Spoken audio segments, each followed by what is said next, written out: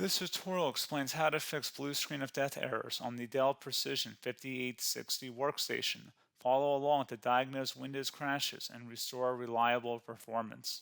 So while you're performing updates, you're getting an IRQR not less or equal message, K-mode exception not handled, kernel data in page error. A lot of errors pertain to this problem, and we're going to go ahead and jump into what should hopefully be a pretty straightforward process, guys. And we're going to go ahead and jump right into it. So first thing I'd recommend doing would be to actually go ahead and boot to the troubleshooting utility on Windows 11. So if you do a hard power off 3 times in a row, Windows should automatically attempt to launch the starter prepared utility. And if it doesn't find anything, it will give you the option to select advanced settings, in which case it will take you to a screen that looks like this. Now, if it does not take you to a screen that looks like this, or you're unable to get to that, you can also download the Windows 10 Media Creation Utility, or Windows 11. They probably will make a creation utility for Windows 11 at some point. And it doesn't really matter. You can actually run the Windows 10 utility on Windows 11 as far as I'm aware. And you should be able to run the troubleshooting utilities built in within it. So you just would go ahead and download it to an ISO file and then burn it to a DVD or USB. It'd have to be about 4 gigabytes or more. It couldn't be a small USB flash drive, and it couldn't be a CD. It'd have to be a DVD. And then you'd boot your computer from it. So depending on the computer manufacturer, you'd have to tap a different key on your keyboard in order to launch that menu, in order to select what boot drive you want to go off of. So it could be anything between the escape key, F2, F8, F12, for example. And those are the function keys on the top of your keyboard. So you may have to just do a little bit of trial and error. Shouldn't take you more than a couple minutes. Googling it would probably be best before you even begin. But anyway, we're ready to go ahead and jump right into it. So we're on the choose an option page. So these will look very similar whether you're booting from it directly within Windows itself, or if you're plugged in a USB flash drive with the media creation utility installed and you selected the recovery option.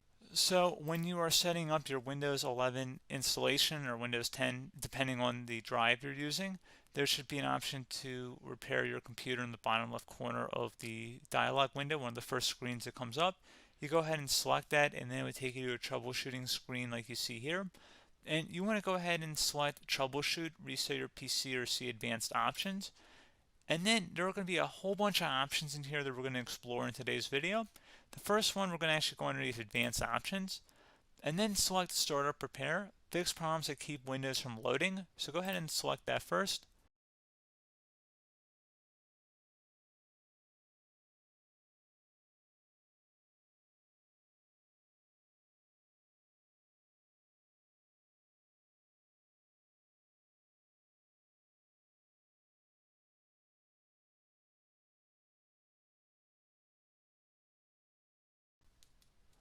Okay, so you can see it could now repair our PC. That was our first option we could try.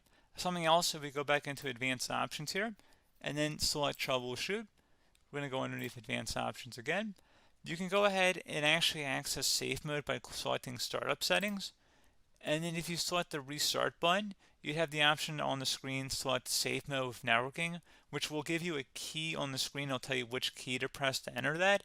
I believe it's the F7 key. It'll do that for you. I'm not going to go over that in today's tutorial because I don't really want to go into safe mode, but you're more than welcome to attempt that by going into here and then selecting restart. Again, it'll launch another screen. It'll say what key do you want to press, and it'll give you like 7 or 8 different options, and you want to select safe mode with networking. There's also an option for a command prompt too, but that's going to be something we're going to cover later in this video, and we don't even have to go through that in order to access it. So that's why I'm not going to really push for that, because unless you know exactly what's causing the problem, you probably don't need to go into safe mode. Unless you're trying to recover files, in which case then you definitely can go into safe mode, but we're trying to actually recover our computer here. So I hope that makes sense. Something else we can also try here as well would be to uninstall updates, remove recently installed quality or feature updates from Windows. So if you go ahead and select that, you can uninstall the latest quality updates, which generally is the more day-to-day updates. Feature updates are the less regularly released ones, like the big ones. I would equate it to service packs in like Windows 7 and Windows Vista and Windows XP. So larger updates that occur once or twice a year at most. And the quality updates are more just a regular update. So probably obviously depend. It'll take longer if you're going to try and uninstall the latest feature update versus quality update, and maybe you don't need to go back that far. So just giving you guys a couple pointers with that. Something else you can also look at here, and we're going to jump into the command prompt in a little bit, but you can select System Restore, which will use a restore point recorded on your PC to restore Windows. And this is something I would highly recommend here, guys. So select Next. Assuming you have a restore point saved on your computer, you go ahead and select the most recently created one, and you'll select Next, and then you'll select the drive. You shouldn't actually have to select the drive. You can scan for affected programs, but we're going to keep it all default here, and then we're going to select Finish. So once started, System Restore cannot be interrupted. Do you want to continue? I think we're going to select yes. I don't think we have anything better to do on our computer right now, so just give it a moment here to initialize. It will take a couple minutes to run, obviously depending on how large your hard drive is and how much is saved on the System Restore point. So just give it a couple minutes here.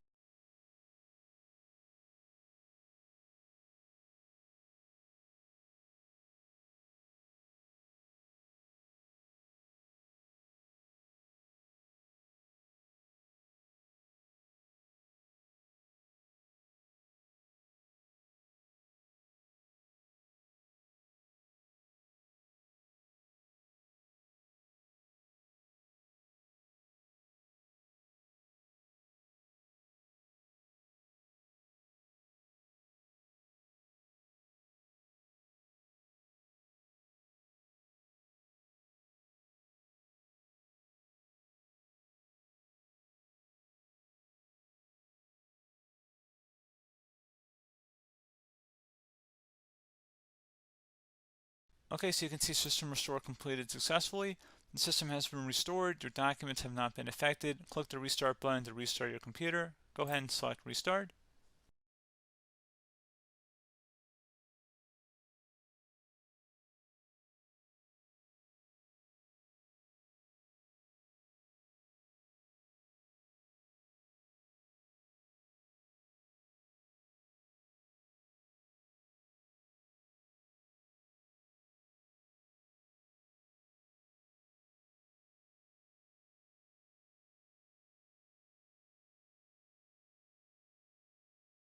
Okay, so you can see the system has been restored successfully.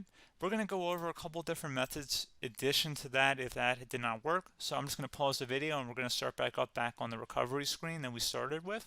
Okay, so a couple other things we can try here too. If you go back into troubleshoot, you can select reset your PC, while you choose to keep or remove your personal files and then reinstalls Windows. You can select to keep my files, which will remove apps and settings but keeps your personal files. You can also select remove everything, which will remove all of your personal files, apps, and settings. So this is more of a factory reset, the second option here. First option, it should not delete all of your personal files. However, it will pretty much clear most of your programs. And keep in mind, there's no guarantee that your information, number one, is even still available and easily recoverable on your computer to the point that you actually would be able to recover anything. And the second point is that there's always a chance that it won't actually recover and it will just do a factory reset anyway. So there's no guarantee that actually would keep your files anyway. So I would recommend trying to get a recovery tool and backing that up first before selecting it anyway. But again, those are a couple different options. And then something else you can try here if you go back to the choose an option. Another option, if you go underneath choose an option and select troubleshoot, advanced options, and now select where it says command prompt. Okay, so the first thing we should do is type our main hard drive here. In most cases, it should be the C drive. So you just do a C colon and then hit enter on your keyboard. So once you're underneath the C drive, we're going to type in dir and then hit enter on your keyboard. It should have program files, users, and Windows all in there. That's how you know you're in the right directory.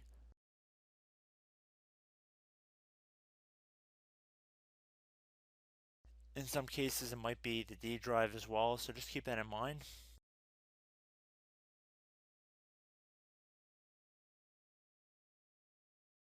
Next thing we're going to do is type in cd space / Windows / system 32 / config,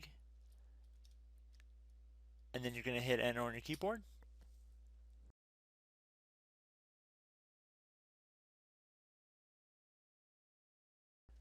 So now you're going to type MD space backup. If you've seen other tutorials, it might also say to put down MD backup. That's because the backup name is pretty common when you want to back something up.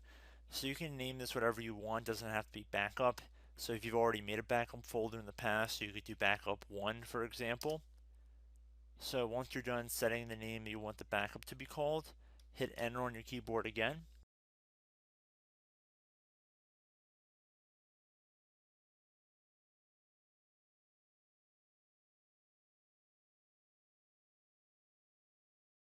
At this point you want to type copy, C-O-P-Y, space, then you want to do the star symbol above the 8 key, then do a period or a dot, whatever you want to call it, then another star sign, and then another space, and then type backup, and then hit enter on your keyboard.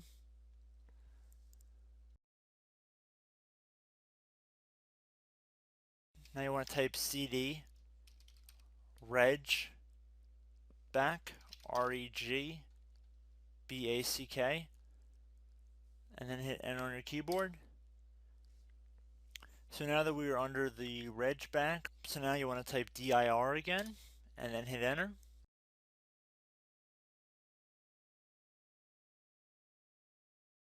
So now at this point we're going to type copy again. So copy, space, star sign,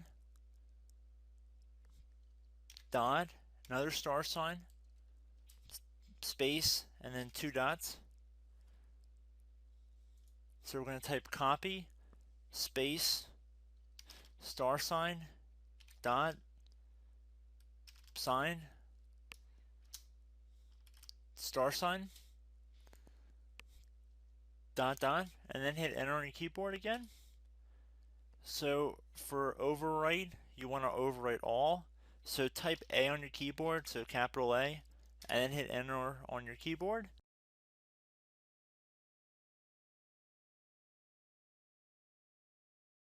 So at this point you should be good to go. You can close out of the command prompt window, and if you accidentally continue to Windows 10 you should be all set.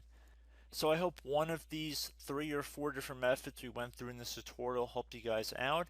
Again, I'm not sure if you guys heard me earlier, but try to go back into your safe mode if possible and uninstall any programs you know might be conflicting with the Windows startup if you can get into safe mode.